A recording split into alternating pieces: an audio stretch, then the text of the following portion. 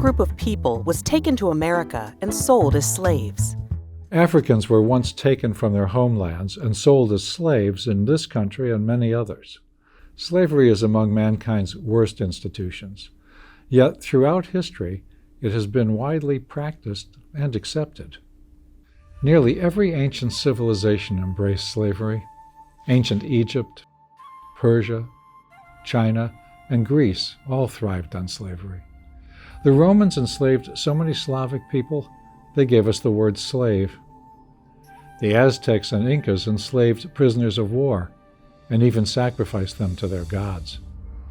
Across the centuries, North African pirates enslaved more than 1 million Europeans. In the early 1800s, we fought 2 wars against pirate nations that seized Americans as slaves. Some African tribes built empires on slavery. They raided rival tribes, captured prisoners of war, and sold them to traders from Europe and Arabia. Perhaps half of all those captives died before reaching a slave ship, of hunger, exhaustion, or suicide. Historians estimate that up to 11 million Africans were taken as slaves to the Americas. Perhaps 5% of those ended up in what is now the United States. The other 95% were shipped to the Caribbean or Latin America. Over the course of 1,000 years, perhaps 17 million Africans were sold in Arab slave markets.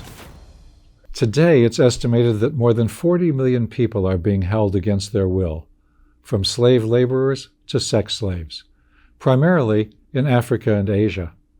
In fact, North Korea has the highest prevalence of slaves of any country.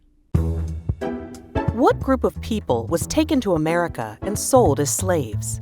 Correct answers include Africans, people from Africa,